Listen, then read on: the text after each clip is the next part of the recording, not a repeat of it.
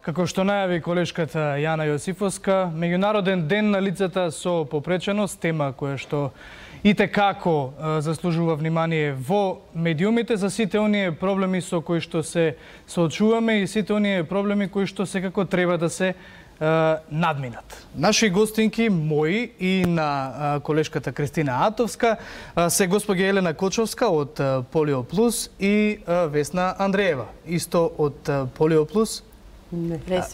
Од ресурсен центар, така, мајка на лице со попреченост. Така, но пред да почнеме со разговорот, една мала увертира со прилогот на колешката Атовска. Во озлогласениот специјален завод во Демиркапија повеќе нема малолетни лица. Последните деца биле неодамна извадени оттаму и сместени во мал групен дом во Скопје. Со оваа информација се пофали Министерството за труд и социјална политика на одбележувањето на Меѓународниот ден на лицата со попреченост. Пред околу еден месец, камерата на еден ТВ влезе во заводот и ги долови ужасните услови во кои се сместени корисниците. Владата е фокусирана на процесот на деинституционализација, а според очекувањата на премиерот и ресорната министарка, со тоа ќе се решат проблемите на лицата со попреченост. Помеѓу мерките кои ги најави владата е изголемување на бројот на персонални асистенти од 69 годинава на 200 следната година, но се наметнува прашањето дали оваа бројка е доволна ако е точен фактот кој го истакна премиерот, дека 10% од граѓаните на земјава имаат некаква попреченост. Според проценките на Светската здравствена организација, во Република Македонија околу 10% од граѓаните се со некакви пречки во развојот. Како председател на владата на Република Македонија, ќе бидам задоволен дури откако ќе успееме на сите вам да ви го овозможиме сето она што ви е потребно. Засегнатите ја нагласија потребата од обезбедувањето на деловната способност на овие лица и побараа механизми со кои лицата со попреченост ќе можат да си ги остварат правата. И евроамбасадорот Жбогар, кој присуствуваше на одбележувањето, нагласи дека овие лица во Македонија се уште се соочуваат со основниот проблем – пристапноста, а тоа е обврска на државата. Лицата со попреченост имаат право на еднаков пристап на образование, култура, социјален живот, вработување, здравство, на истиот основ како и луѓето без попреченост. Проблемот не е во лицата со попреченост, туку начинот на кој општеството е организирано.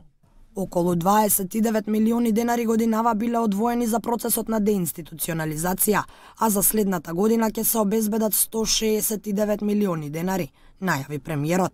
Малите групни домови нудат адекватни услови, но засегнатите се сомневаат дека овој концепт ќе биде одржлив на долг рок. Ако немате систем што и како ќе го одржувате тој систем, таа куќа да убаво мириса, реата ќе биде иста Демиркапија после 5 години. Деинституционализација не е, како што и самите кажате, дислокација од точка А во точка Б. Значи, први мора да имате сервис, мора да ви биде се пристапно и достапно, мора да го воведите системот на поддржано донесување на одлуки, кај што нема да си играте државата со иземањето на деловната способност на врз граѓаните со хендикеп, и мора да работите континуирано на промена на јавната свест. И тоа мора да оди во фази. Класичниот пример, кој што, например, 2008 година со вадењето на 5 термина од Демиркапија и кој што првин беа сместени во станови, а потоа државата, пошто престана меѓународните пари, па ги смести во групни домови за стамбени единици за соподдржано донесување на одлука, станаа всушност пример за реинституционализација. Грижата за интеграцијата на лицата со попреченост во општествениот живот е присутна само во последните неколку години и таа, според потребите, е недоволна.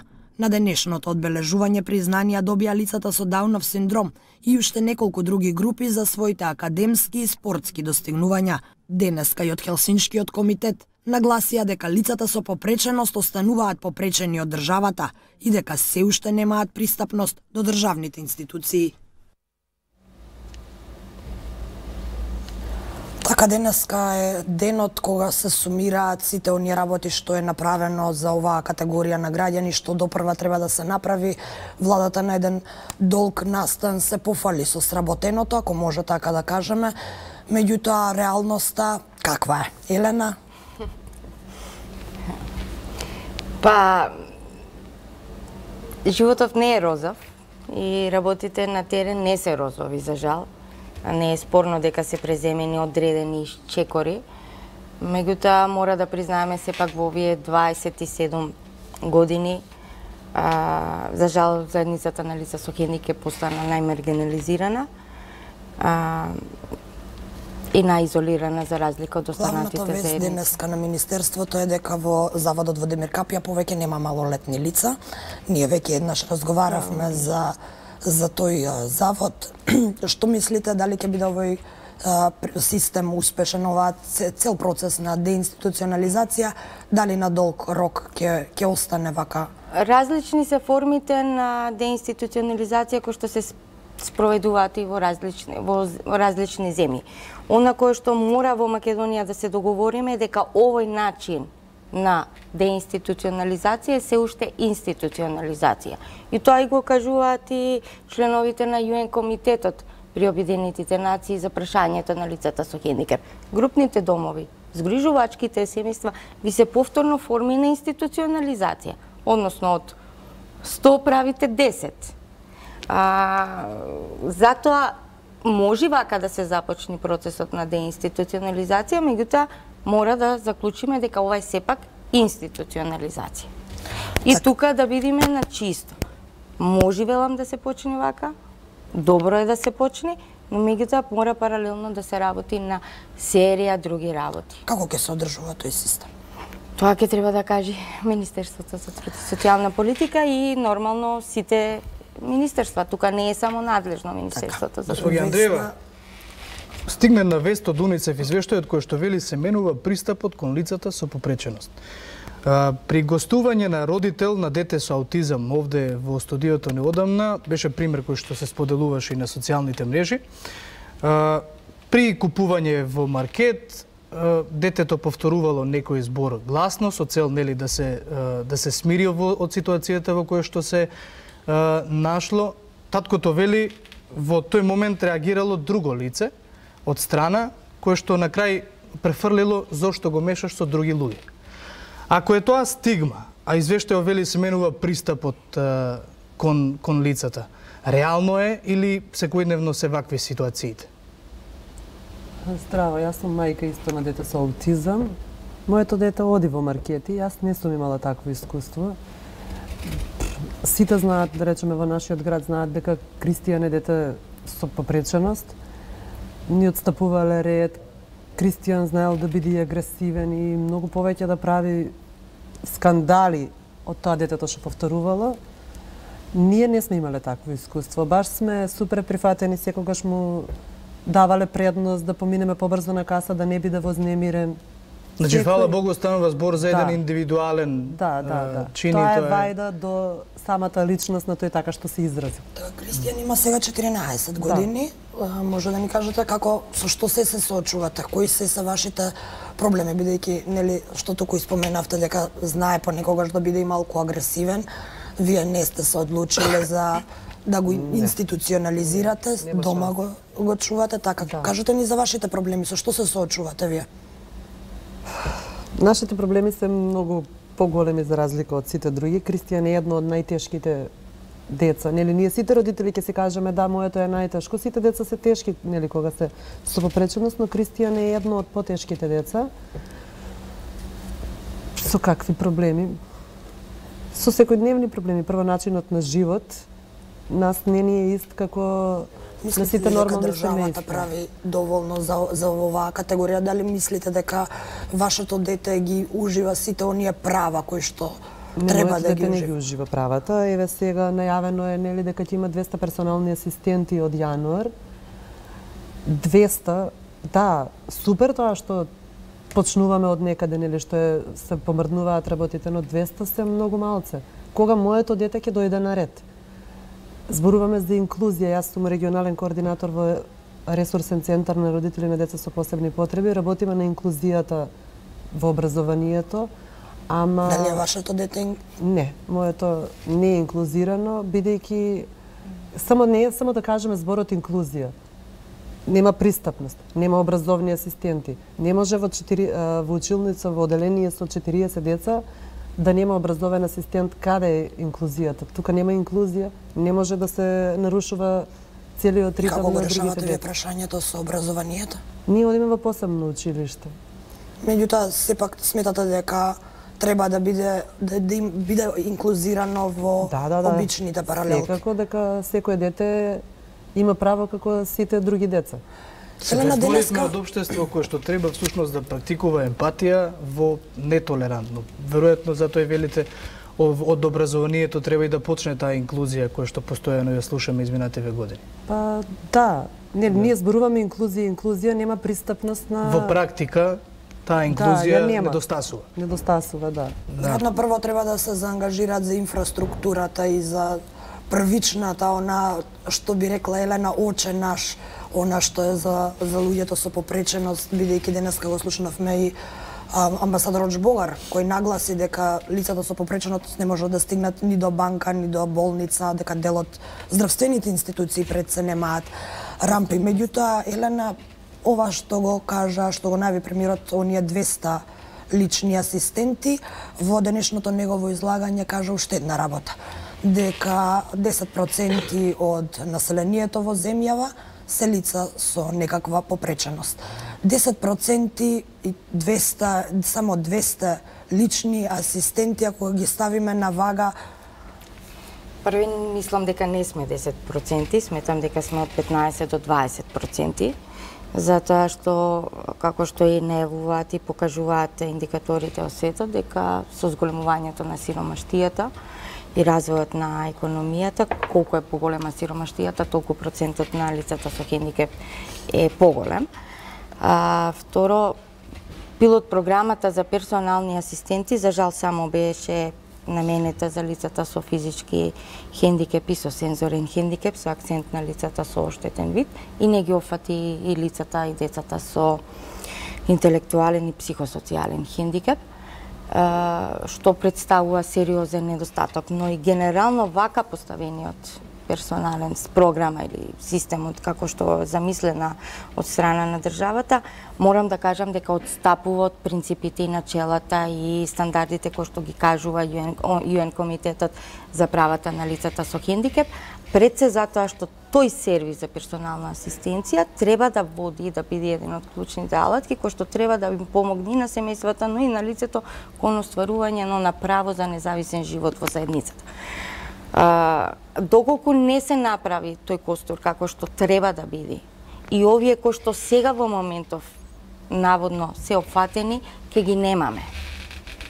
Дополнително мора да посочиме дека кај нас стварно недостасуваат мерки и активности за подигнување и промена на јавната свест кај сите. Вклучително како кај институциите, законодавна, извршна, судска, така кај општата заедница, но верувајте ми дека фали промена, активности за промена на јавната свест и кај родителите, но и кај самите лица со хендикеп.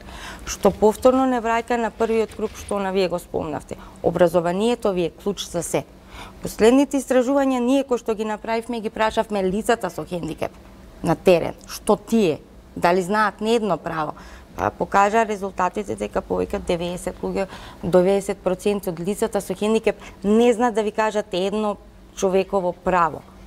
Кога ќе го сведете граѓанинот свој, да за право ви го кажи дека право им е туѓата нега, а не правото за образование, мислам дека е индикатор дека нешто не е како што треба поставено во нашата држава. Друг голем проблем е, извини, Чаловски, друг голем проблем со кој што се соочува оваа категорија е деловната способност. Ние минатиот пат разговаравме за истата дека генерално е тешко да ја остварат деловната способност. Што предлагате вие? Како треба да ги третира државата? И само би се надоврзал на ова прашање, колку пак компаниите имаат практика да вработуваат лица со попреченост? Добро. Две прашања.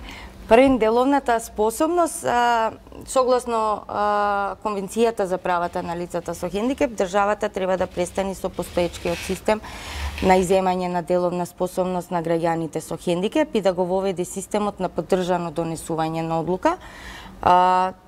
Систем кој што во основа и како препорака и во последниот извештај кон нас во септември ни го упати ЮН Комитетот за правата на лицата со хендикеп. Иземањето на деловната способност е многу клучна за нас, особено и за родителите на децата со хендикеп, и кој што не е најможеби е изразена кај лицата и децата со интелектуален, психосоцијален хендикеп, но се случува и за децата со физички хендикеп да имаат иземена деловна способност, се само се со физички хендикеп. Причини зошто тоа кај нас се случува има милион. Меѓутоа, сепак државата мора да го надмини тој пристап и да пристапи кон креирање на тој сервис за поддржано донесување на одлуки. Еве, например, Австрија после укажаните препораки од страна на ЮН Комитетот веќе 2 години работи да го смени тој систем. Ирска веќе исто пристапи кон тоа. Тој процес оди бавно затоа што бара промена на целата парадигма. Од пристапност, достапност, градење на различни кадри кои што ќе даваат различна поддршка на лицето. Практично ние не можеме ни да зборуваме за нивна деловна инклузија, бидејќи тие самите немаат ниту пристап до зградите кои што би требало да се работи и на хабитација на самото лице, за да може лицето во целост, тоест државата во целост да може да излези во пресред на остварување на неговите права, а при тоа почитувајќи го не само неговиот интерес. Комитетот вика неговата волја. Значи, два клучни концепта кои што ние не ги препознаваме во нашава држава. Која е мојата волја за да јас го остварам своето право, а ти треба да ми помогнеш да го остварам своето право. Што на моменти се, мислам дека ради недостаток на познавање на ова право и неговата испреплетено со останатите права, доведува до одредена трансформација, можеби и парадокси кај самите институции кои што не сакаат постоечкиот комодитет да го напуштат и да кажат дајде ќе ги пуштиме сите да бидат дел од нашиот процес и систем. Затоа што бара промена, редистрибуција на пари, редистрибуција на моќ, бара да не препознаете како еднакви граѓани, при тоа не да биде во пресред истакната емпатијата, него да не третирате како граѓани од прв ред, затоа што има различни ситуации во помалите и руралните места, се уште е застапен традиционалниот пристап кон гледање кон прашањето на лицата со хендикеп. Имате се уште семејства кои што се срама да покажат и кажат дека имаат дете со хендикеп. Тука е притисокот на религијата и така натаму многу. Во контекст на ова што го зборува Елена за родителите, за нивното однесување и за нивната грижа. Каква е вашата перцепција? Дали родителите се срамат да кажат дека имаат детенце со некаква попреченост? Има се уште родители што се срамат да кажат дека имаат деца со попреченост, мада мислам дека тоа Елена веќе нели го надминуваме, се појавуваме на телевизија, зборуваме и се менува ли свеста кај родителите? Па мислам дека почнато е веќе да се менува. Почнат е процесот. Да, има се уште што ги кријат децата. Иако се разговара, нели... Често нели изборуваме дека многу е важно да им покажете на родителите кои што имаат деца со хендикеп, да им покажете рол модел на веќе возрастно лице изградено со хендикеп, за да родителот свати дека не е проблем. Да. Само ви треба поддршка и толку е просто и толку е едноставно. Значи, вашиот син со таков вид хендикеп може да биде на крајот она што ќе развие свој афинитети, нели секој човек е своја индивидуа. Вие не можете како родител да креирате че биди син ми тој черкам. Ќе биде она што самиот ќе развие, ги има талентот. Ама мора да им прикажете од друга страна тој рол модел на лица со хендикеп кој што кај нас реално во државата недостасува. Значи немате вие наставници со хендикеп, новинари со хендикеп, колку имаме? Кои што излегуваат со каков вид на хендикеп. Значи, мора да ги менуваме работите, меѓутоа мора сите заедно да го правиме тоа. Во контекст на ова, бидејќи времето не гази, би сакал да слушнам мислење и од двете. Македонија всушност имаше и некои добри примери од типот на децата со Даунов синдром кои што победија нели во надпреварот за танцување, хип-хоп, потоа има кафуле во Скопје каде што персоналот е на лица со попреченост. Од социјален аспект, колку е важна ваквата интеграција? Кажа? Говорите. Ќе се надоврзам и на прашањето, пошто го спомнавте од Домбрала и со кампањите. Убави се овие примери. Меѓутоа, сепак мора да се трудиме да не стануваат пракса каде што лицата со хендикеп ќе си танцуваат во специјални танцерски групи, само тие. Поентата е инклузија, да играм јас со Весна, не е да играм јас со друга Елена иста ко мене. И да се надпреварувам. Примерот со кафичот е добар пример дека можат лицата со хендикеп да бидат вработени како келнери. Меѓутоа, треба да бидете измешани. Од каде наеднаш испадна дека... Ако добро се сеќавам во тој кафиш, да, измешани се. Да, меѓутоа, од каде наеднаш испадна 20 лица со Даунов синдром, не знам со каков вид хендикеп се, да не навлегувам, сите имаат афинитет да бидат келнери. Зошто, ако имале тие афинитети предходно, не биле понудени на пазарот преку Аварама да бидат келнери или да ја дадат таа услуга. И третиот момент, кој што, например, гледајќи го тој пример, пристапот на родителите, каде што, еве, мојава черка, видете, убаво го направи кафево и ми го донесе. Ама, ти си таму родител и таа си муштерија. Знаете, пристапот мора да си го менуваме. Значи, капите мора да си ги менуваат и самите родители, како и лицата со хендикеп. Така да, убаво е да имаме такви социјални предпријатија, но ја не би сакала да станат повторно заштитни фирми, затоа што обврска на Македонија е да ги вработува лицата со хендикеп во отворениот пазар на труд, без разлика како вид на хендикеп има, со целокупната машинерија на поддршка која што му е потребна на тоа лице. Потполно сте оправо. Господи Андреева, ваше размислување за крај? Согласувам. Така, дека не треба да бидеме, нели, кафичов е само за... Добро, само да не се задржиме на кафичот, бидејќи беше еден од примерот, да. Пример само. Добар е. Оно е позитивно, ама треба сепак да се внимава затоа што да не остане баш тоа дека е многу имаме стереотипни пракси, знаете. Специјално училиште, специјален танц, специјално чоше наменето само за тие лица со таква диагноза. Што не... За крај само уште едно прашање за да го заокружиме денешниот разговор и во контекст на она што денеска се случуваше во владата за одбележување на овој ден. Кажа дека Министерството за оваа година издвоило 29 милиони денари за процесот на деинституционализација, за наредната се планираат 169 милиони денари. Сума сумарум, кога ги собереме сите мерки, процесот, парите, личните асистенти, зголемувањето на нивен, се она што го прави владата како мерки, дали мислите дека за 2, за 4 години од сега ние ќе бидеме на едно друго ниво, ќе бидеме во една друга општествена состојба и дека нема да го разговараме ова што денеска го разговараме? Зависи од луѓето. Значи, се зависи од луѓето. Кој го води процесот? И со каков тим води процес?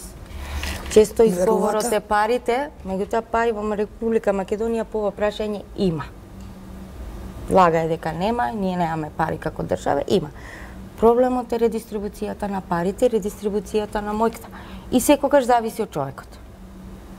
Ако вие го трасирате патот како што треба, ви треба прав човек, со прав тим и тоа може да се заврши. Не знам. Господи Андреева, ваше размислување за крај? Јас го поздравувам сето тоа што го прави владата, но кога моето дете ќе дојде на ред, поминаа 14 години и секоја година, нели секоја година, наредната година они пак нешто ќе направат, моето дете ќе има 15, ќе дојде 20, времето се одминува. Значи се убаво звучи, но во пракса не се гледа. Прашањето е кога моето дете ќе дојде на ред да ужива во некој од неговите права. Едно од главните, само ако може да кажаме, тоа што мора да разбери владата, државата и институциите. Низ овие години се уништија генерации на лица со хендикеп. На цели семејства. На цели семејства. Затоа што имам и јас здраво дете, што живее во истите услови. Ете така, да. И мислам дека или ако е решена владата да прави како што треба, да ги слуша советите и консултациите од лицата со хендикеп од родителите, или да не се залажуваме, затоа што стварно имаме многу неписменост, имаме изгубени генерации и новите и доаѓаат и тие ќе ги изгубиме. Враќање нема. Овде некаде мораме да го привршиме разговорот поради интерес на времето. Јас се надевам дека со сите овие пораки кои што ги дадовте токму во ова студио ќе отвориме неколку дилеми и секако уште утре некој ќе се заангажира малку повеќе да се ја свати сериозно оваа работа, бидејќи не треба нели само на меѓународниот ден на лицата со попреченост да ги отвараме овие дилеми, туку да се решаваат постојано. Секако, ние како телевизија сме тука да ја држиме оваа тема актуелна се додека не направиме вистинска промена. Така. Почитувани, сега следува оној по-забавниот дел, некаде го пробивме малку терминот, но следене Драган Вучич, односно она возење со Вучич, па потоа следуваат Ексклузив и Сергеј Варошлија, за во студиото ваш домакин да биде Сашо Ордановски.